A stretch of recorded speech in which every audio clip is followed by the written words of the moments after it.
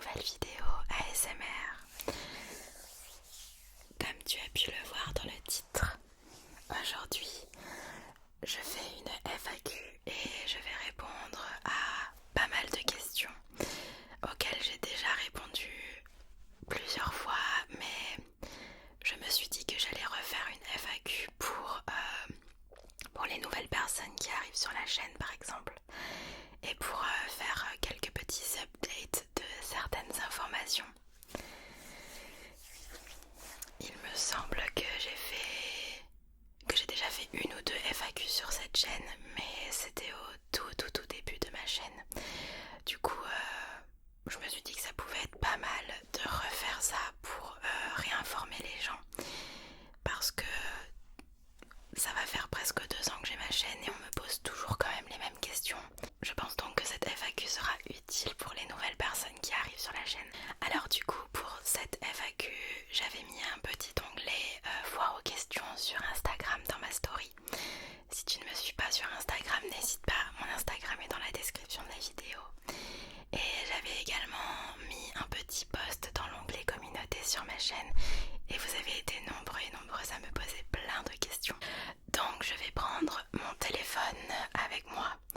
Je vais d'abord répondre aux questions que l'on m'a posées sur l'onglet communauté sur YouTube. Il y a pas mal de questions qui reviennent, je n'ai pas fait le tri, donc je vais lire tout ça avec vous directement. Et ensuite on passera aux questions sur Instagram. Mais déjà, je vais déjà vous donner les informations principales me concernant pour les nouveaux arrivants sur la chaîne. Alors moi c'est Tina, mon prénom est Valentina. Tina, c'est un de mes surnoms. On m'appelle Tina depuis que je suis toute petite. En CP, CE1, CE2, toutes mes années primaires, on m'appelait Tina. Donc mon prénom c'est Valentina et j'ai 26 ans. J'ai eu mes 26 ans le 25 octobre et je suis née en 1994 si vous comptez bien. Donc j'ai 26 ans et je n'en ai pas 12 ou 10 ou 14. Voilà. Vous êtes beaucoup à me donner 12 ans. Genre, quand on me donne 12 ans, j'ai envie de te dire what the fuck en fait. Genre, je sais pas, quand t'as 12 ans et quand t'as 26 ans, il y a une façon de parler, même le physique, enfin je sais pas, peut-être que les jeunes de 12 ans maintenant sont beaucoup plus évolués que quand moi j'avais 12 ans par exemple. Mais voilà, on me donne beaucoup 12-14 ans, je trouve ça un petit peu exagéré quand même. Mais je peux comprendre parce que vous me voyez à travers un écran et vous voyez juste mes épaules, mes cheveux et mon visage, donc à la limite. Mais je suis d'accord avec vous, je ne fais pas 26 ans. Mentalement, je fais mon âge.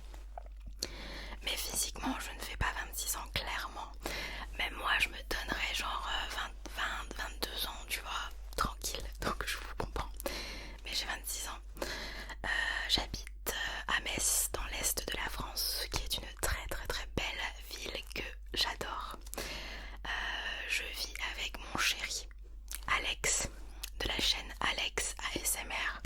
Je vais vous mettre sa chaîne juste ici parce qu'il y a deux Alex. Je ne suis pas avec l'autre, je suis bien avec le Alex là de la chaîne ASMR où ça parle de football, de sport en général. D'ailleurs il y avait quelqu'un qui m'avait demandé est-ce qu'Alex a une chaîne. Donc oui, il a une chaîne ASMR, donc je vais vous la mettre là à nouveau, n'hésitez pas à vous abonner. Et du coup on a un chien. Alex et moi avons un chien qui s'appelle Douki, D-O-U-K-I. Il a 5 ans et c'est un drahtard terrier, c'est un croisé. Et du coup nous vivons ensemble dans un appartement à Metz, tous les trois, tranquillou. Voilà pour les informations générales. Donc maintenant je vais aller piocher quelques petites questions et on va voir. Donc je n'ai pas fait de tri, donc c'est vraiment... je vais prendre les questions comme elles viennent, sans ordre, sans chronologie ou quoi. Alors, coucou, tu referas des feats avec d'autres youtubeurs ASMR.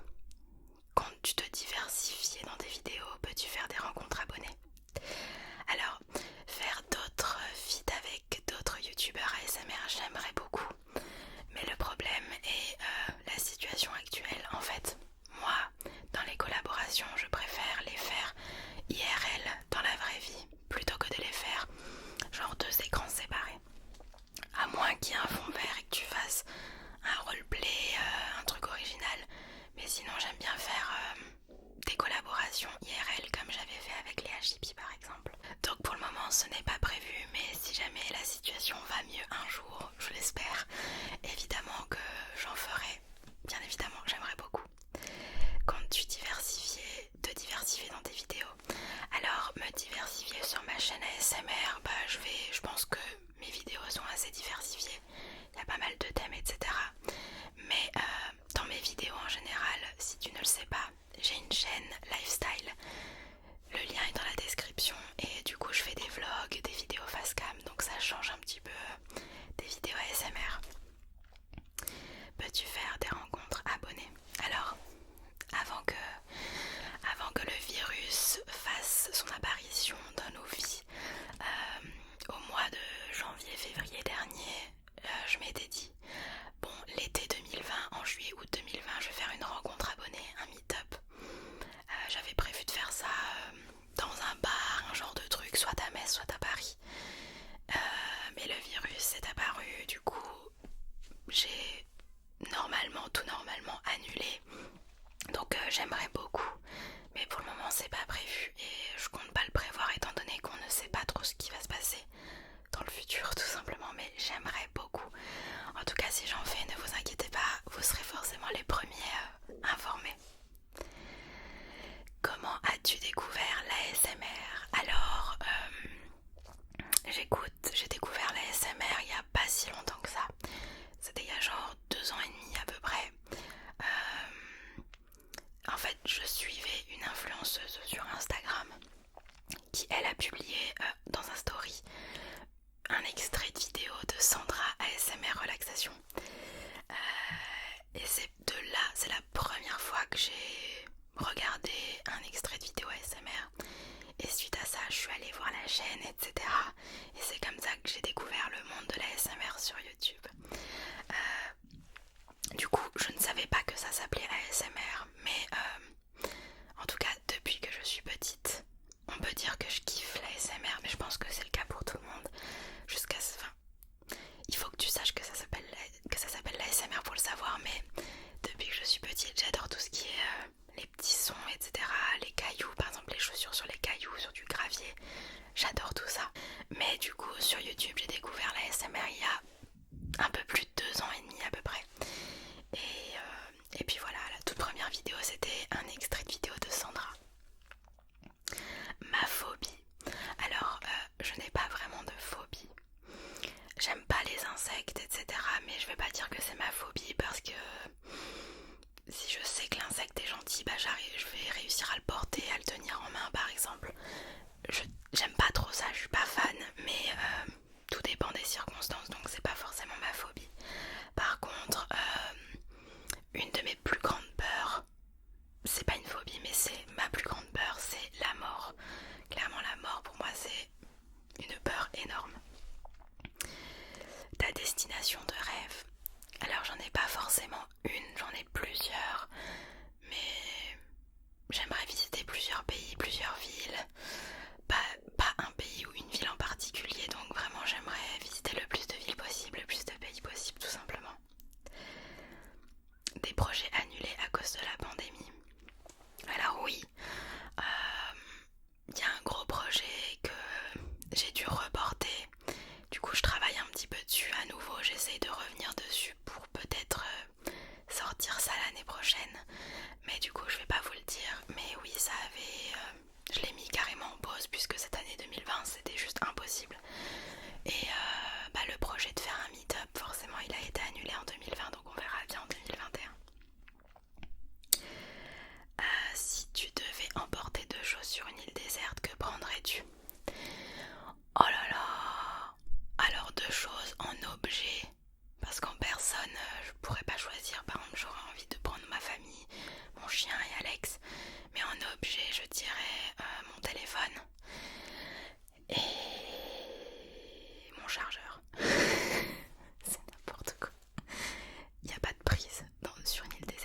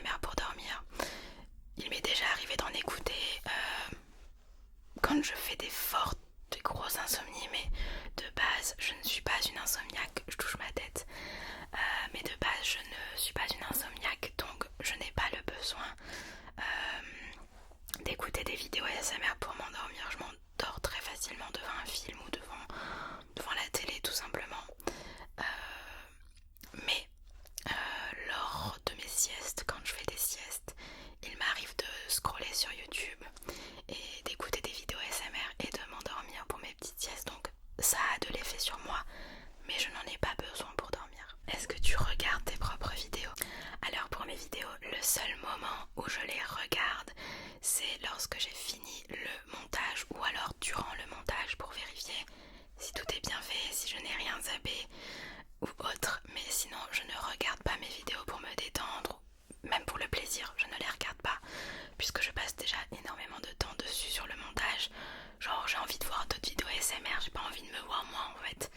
Quel est mon animal préféré?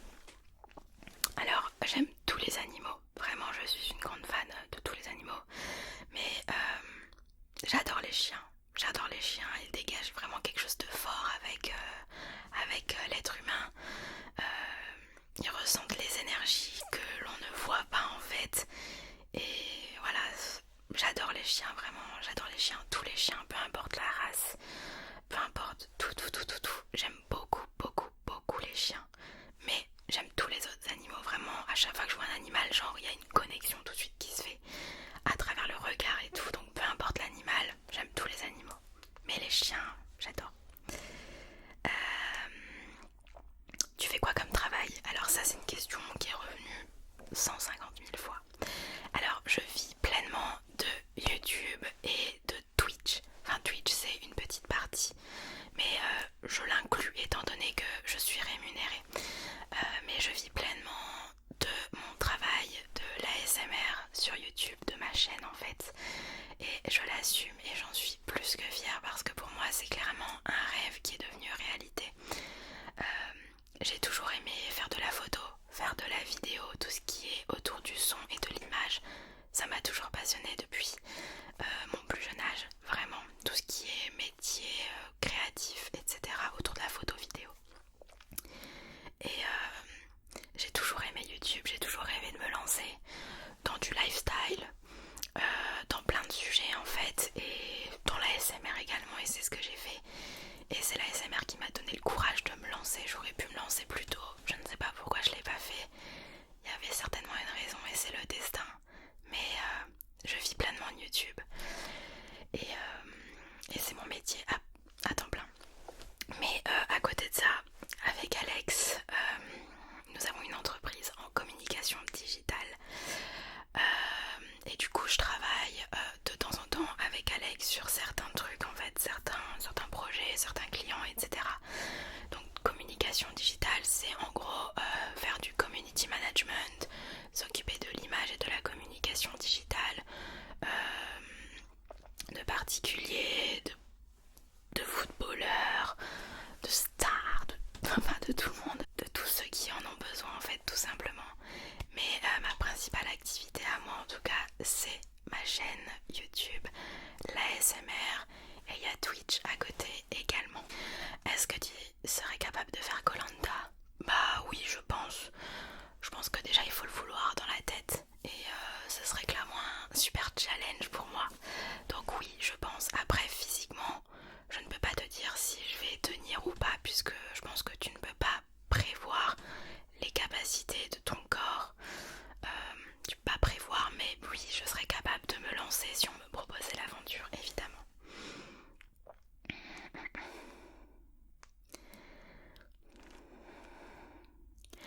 Quel est ton ASMR artiste préféré? Alors on me pose beaucoup cette question et j'en ai pas un en particulier parce que moi en fait faut savoir que j'aime pas m'arrêter à une seule chose, à choisir une seule chose alors que j'aime plein de choses. Donc là c'est la même chose. Je ne peux pas te dire un ASMR artiste parce que j'en aime beaucoup, j'en aime plein. Chacun sa particularité, chacun son style, chacun sa qualité et c'est ce que je kiffe justement. Mais j'aime beaucoup d'ASMR, d'ASMR artiste. Je suis vraiment pas compliquée, vraiment pas du tout. J'en aime plein, voilà, tous les basiques français, tous les plus connus américains, anglophones. Franchement j'en aime plein. Bah pareil, là il y a deux questions. Quel est ton artiste, chanteur, chanteuse préférée, ta série préférée? Je peux pas vous dire parce que j'aime vraiment pas choisir parce que j'aime plein de choses en fait. Donc je peux vraiment pas vous dire. Pour mes séries par exemple, une des séries que je lâche à chaque fois, genre en numéro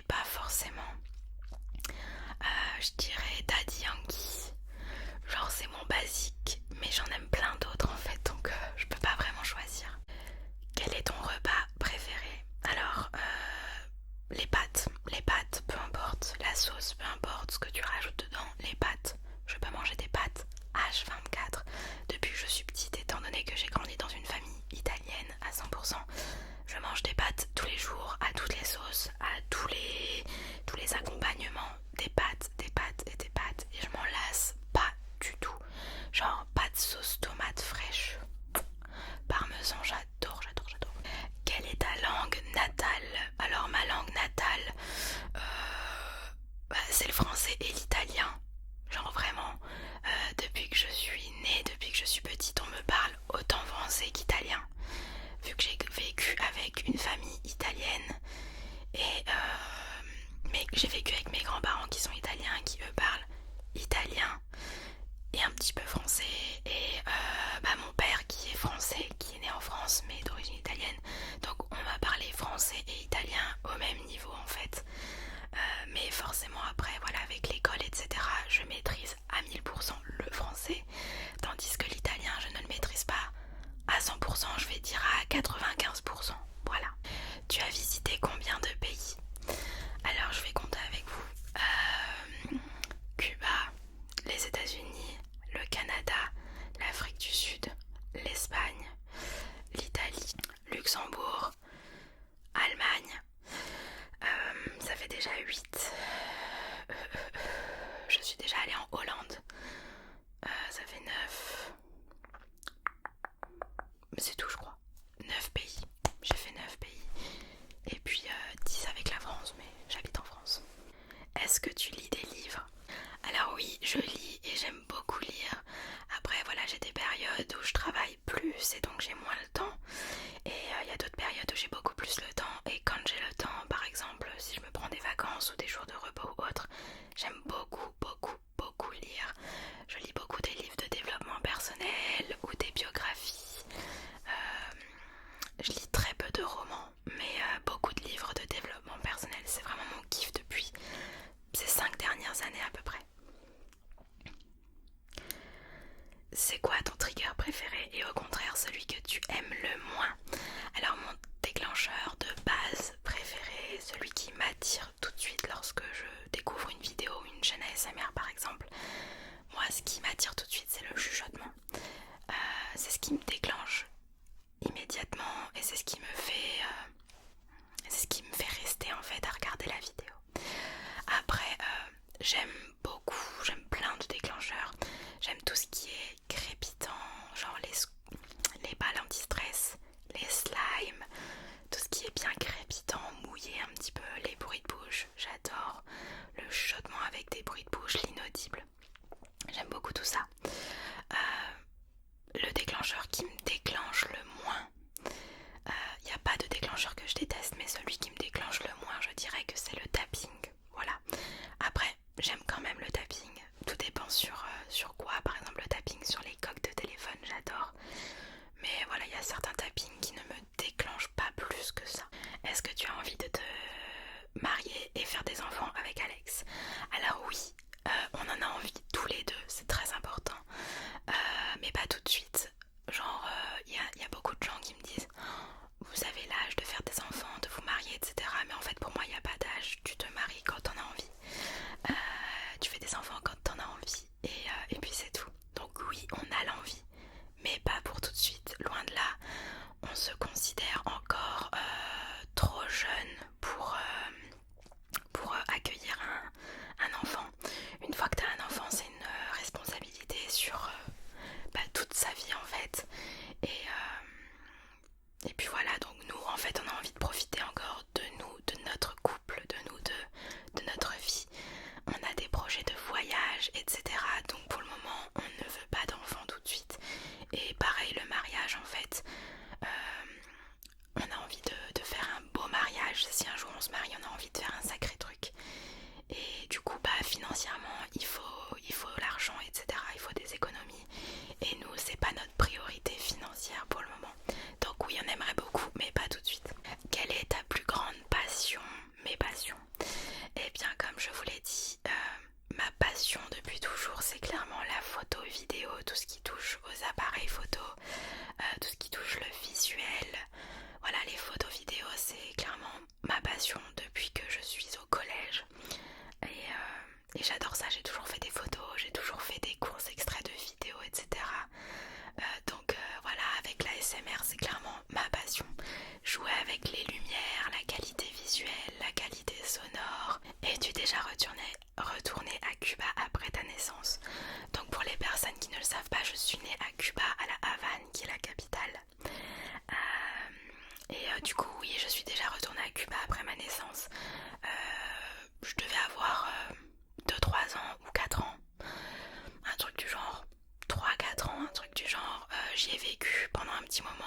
Ensuite on a déménagé à Miami parce que c'est à côté et voilà, Cuba c'est assez pauvre, etc. Bref, mais sinon depuis je n'y suis pas retournée et j'aimerais beaucoup y aller avec Alex. J'aimerais beaucoup, beaucoup, beaucoup. C'est un des voyages qu'on aimerait faire incessamment sous peu, Cuba. Je crois que j'ai plus de famille là-bas, je crois qu'ils ont tous déménagé à Miami. Mais oui, j'aimerais beaucoup y retourner. J'y étais quand j'étais petite, mais du coup j'ai aucun souvenir, aucun. Il ne nous reste plus qu'une heure à vivre. Que fais-tu et avec qui la passes-tu? Bah, je pense que je la passe avec les gens que j'aime, tout simplement. Et qu'est-ce que je fais? Je leur dis que je les aime, tout simplement, et on profite, on mange un bon repas, on boit un bon coup et on profite avec les gens que j'aime. Coucou, tu fais de la SMR depuis quand? Alors, je fais de la SMR depuis le 28 décembre 2018, donc ça va faire 2 ans, fin décembre. Ça passe super vite, moi j'ai l'impression que ça fait 1 an, mais ça passe trop vite et je suis plus que reconnaissante, vraiment. J'aime trop ma communauté, je vous kiffe trop. Quelles sont tes origines? Alors je suis française, de nationalité française, d'origine cubaine et italienne. Donc cubaine, je suis née à Cuba. Et italienne, comme je vous ai dit, du côté de mon père, c'est des Italiens qui viennent de Calabre. C'est dans le sud de l'Italie. Et puis voilà, donc l'italien, on me le parle depuis que je suis petite. L'espagnol aussi, mais j'ai beaucoup plus pratiqué l'italien que l'espagnol. Donc l'espagnol, je comprends tout, puisqu'à Cuba on parle espagnol pour les personnes qui ne le savent pas. Je comprends tout en espagnol, mais j'ai un peu plus du mal à m'exprimer, tandis qu'en italien, je le maîtrise à 95%. Parce qu'en Italie, en fait, j'allais en vacances tous les étés avec mes grands-parents en Italie pendant 1 mois. Pendant tout le mois d'août, on restait en Italie. Donc forcément, j'avais des amis, j'avais mes cousins, mes cousines, ma famille. Donc je le pratiquais beaucoup plus que l'espagnol. Si tu n'avais pas découvert la SMR, quel métier aurais-tu aimé faire? Je pense que j'aurais travaillé dans tous les cas dans l'audiovisuel. C'est quasi sûr. Photographe, vidéaste, c'est ce que je fais actuellement même avec l'entreprise que l'on partage avec Alex. Mais je pense que j'aurais fait ce métier-là dans tous les cas, travailler dans les vidéos et dans la photo dans tous les cas. Enfant, tu étais plutôt bonne élève ou pas? J'étais... par exemple dans mes années primaires de CP à CM2, j'étais très bonne élève. Ensuite dans mes années collège, j'étais bof parce que c'était pas mes capacités. Genre au niveau des capacités, j'avais du potentiel, genre je suis quelqu'un de sérieux, donc quand j'apprends, j'arrive à apprendre, etc. Mais au collège, c'était clairement les pires années scolaires de ma vie. J'ai pas du tout aimé les années collège. Je me suis jamais sentie bien dans les classes que j'avais. J'étais toujours très introvertie, très timide. Bon, j'avais mes copines, j'avais mes copains-copines, avec eux j'étais bien, mais dans la classe en général, je me sentais jamais à l'aise avec les professeurs non plus. Et j'osais jamais poser les questions quand je comprenais pas ou dire mes petits soucis, etc. Et du coup, ça se répercutait sur mes résultats. Donc j'étais moyenne, on va dire, genre, je sais pas, 10, 11 de moyenne, pas plus. Et je sais pas, je me sentais pas bien dans mes années collège, donc forcément ça se répercutait sur mes notes. Mais ensuite au lycée, j'étais bien parce qu'au lycée j'étais un peu plus indépendante. Donc j'étais bien, bon il y avait des matières où j'étais bof, genre physique, chimie, mathématiques, c'est pas mon truc. Je l'assume, c'est clairement pas mon truc. Mais sinon lycée ça allait, franchement c'était bien. J'ai toujours été forte en langue, genre français, anglais, etc. J'étais super bien. Et à la fac et tout, pareil, quand il s'agit d'être autonome et indépendant, moi c'est ce qui me correspond le plus. Et du coup, je réponds également à une question qui m'a été posée concernant mes études. Quel est mon parcours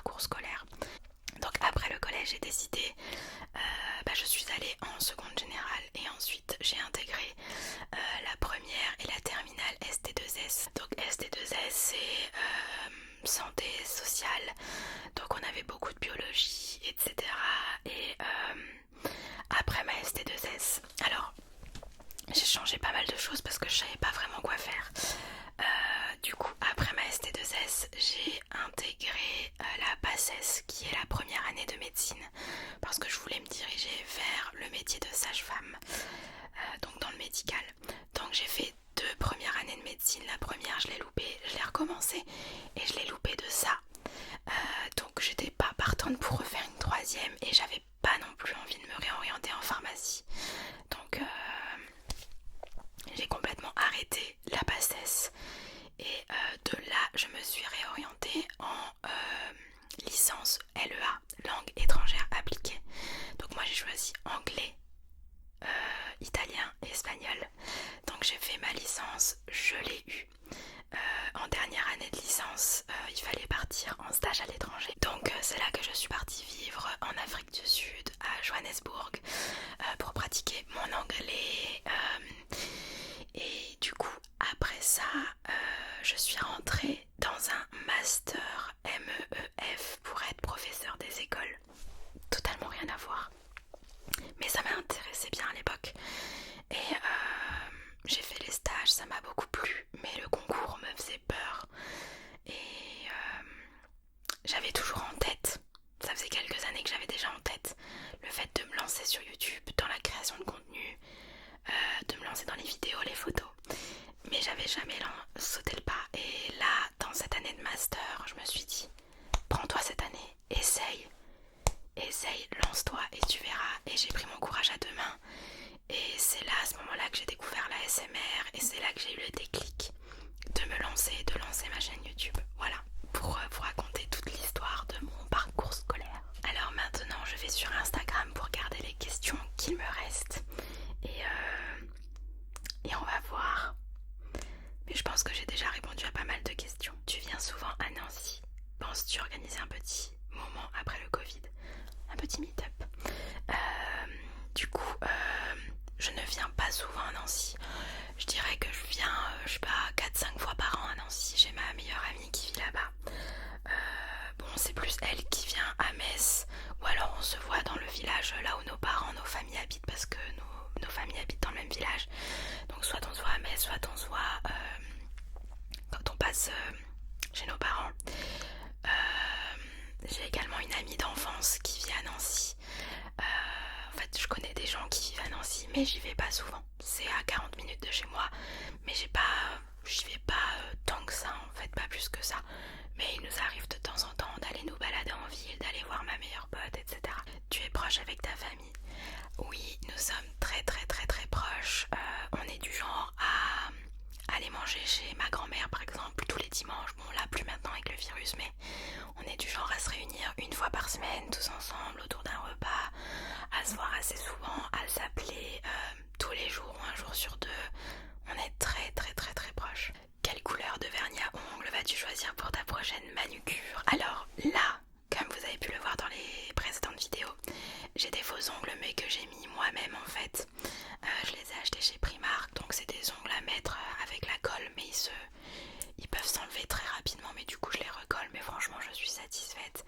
En fait je les ai mis parce que mes anciens ongles, vous les avez vus, ils commencent à se casser, etc. Donc je les ai tous arrachés. Et là, en attendant mon rendez-vous pour faire mes ongles, j'ai mis ces ongles de chez Primark. Donc là, ils sont gris beige et j'aime beaucoup. Mais lorsque je vais me les faire avec le gel, etc., je n'ai pas encore réfléchi à la couleur. Je vais voir, mais pourquoi pas partir sur du noir ou du blanc? Je sais pas, j'hésite. Comment te viennent toutes ces idées de vidéos du calendrier? Alors, il faut savoir que je pense que c'est le cas pour tous les créateurs de contenu, mais on a des idées qui nous viennent H24 en tête en fait. Genre notre cerveau, il travaille H24. Et du coup, voilà, parfois il m'arrive de me réveiller en pleine nuit, d'avoir une idée, de le noter sur mon téléphone. Voilà, il y a plein de moments dans la journée comme ça où j'ai des idées, je sais pas, je regarde la télé, il y a une idée qui me vient, je vais dehors, je vois un truc, il y a une idée qui me vient en tête, je la note. Après forcément on s'inspire également sur YouTube, on s'inspire de vidéos qui ont déjà été faites, on les refait à notre sauce, etc. Comme tout le monde. Mais j'essaye d'avoir des idées originales, d'avoir mes idées également. Aussi j'ai une belle et grande aide, c'est Alex. Alex, il a pas mal d'idées aussi et du coup il me les fait part, donc on est deux cerveaux pour les idées. Donc sur ça je suis plutôt chanceuse. Mais aussi il faut savoir que sur mon téléphone, dans les notes, j'ai 4 fait 5 pages ouvertes avec des idées.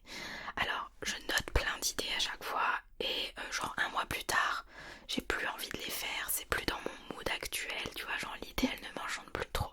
Du coup j'ai plein de pages avec plein d'idées. Franchement c'est le gros bordel, il y a des idées que je ne fais pas parce qu'elles ne m'inspirent plus maintenant et elles m'inspiraient au moment où j'ai noté l'idée.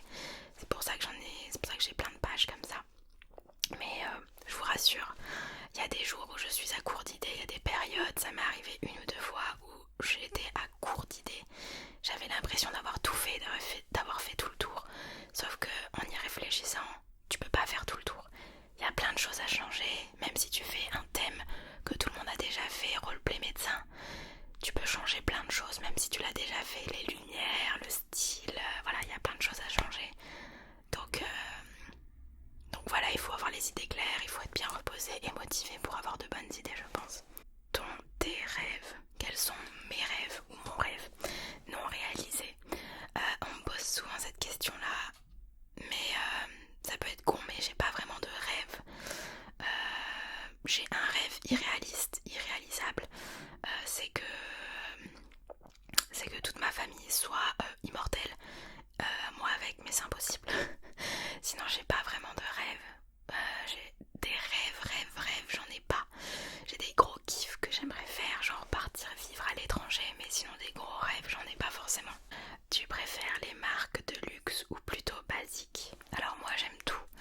J'aime le luxe, certains sacs de luxe, certains vêtements de luxe, et j'aime les vêtements ou les sacs de non-marque en fait. Enfin je m'en fous personnellement. Forcément dans le luxe il va y avoir la qualité, etc. Mais moi je m'en fous de tout ça. Franchement l'essentiel c'est que je puisse m'acheter la chose, que ce soit de la marque ou de pas marque ou une marque bas de gamme, peu importe. Franchement genre je peux m'acheter un sac Louis Vuitton et un sac de la marque Bershka, j'en ai dans mon armoire. Moi je m'en fiche complètement, mais j'aime beaucoup certains produits de luxe, notamment les sacs. Je suis une grande fan de sacs à main, sacs à bandoulière, etc. Et chez moi j'ai des sacs de luxe, mais également des sacs de marque, comme je vous ai dit, Bershka, Primark. Voilà, pour moi il y a plein de sacs de plein de marques différentes qui sont super canons en fait. Voilà, je pense que en fait, j'aime le luxe et j'aime les marques qui ne sont pas de luxe tout simplement. Je suis pas difficile. Voilà les amis, les questions sont terminées. Je pense que ce sont les questions les plus importantes également qui vous intéresseront le plus. Donc j'espère que cette longue vidéo vous aura plu. Moi ça m'a fait un grand plaisir de répondre à tout ça. J'espère que vous avez réponse à vos questions. N'hésitez pas à mettre un petit pouce bleu si la vidéo vous a plu. Et j'espère que cette vidéo permettra d'en apprendre plus sur moi, notamment aux nouveaux et nouvelles abonnés sur la chaîne. Je vous fais de gros bisous mes amours. Merci pour tout le soutien, merci pour vos questions. À chaque fois à la fin des questions il y avait toujours des petits cœurs ou des petits mots gentils. Merci à toutes et à tous d'avoir pris le temps. Je vous kiffe et n'hésitez pas à mettre un petit commentaire, je réponds à tout le monde. Je vous fais d'énormes bisous et je vous retrouve demain soir pour la prochaine vidéo ASMR.